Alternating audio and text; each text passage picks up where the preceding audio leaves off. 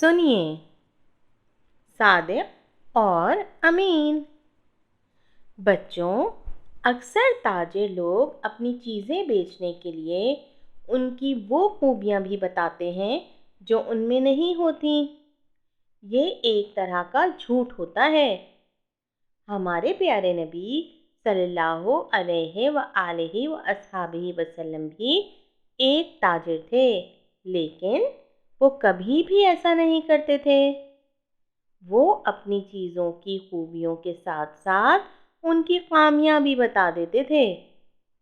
ان کی اسی سچ بولنے کی عادت کی وجہ سے لوگ ان کو صادق یعنی سچا کہتے تھے۔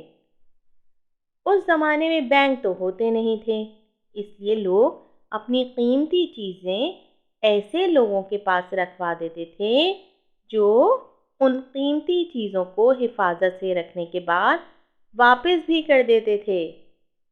اس کام کے لیے بھی لوگ نبی کریم صلی اللہ علیہ وآلہ وسلم پر اعتبار کرتے تھے اور ان کو امین یعنی امانت دار کہتے تھے۔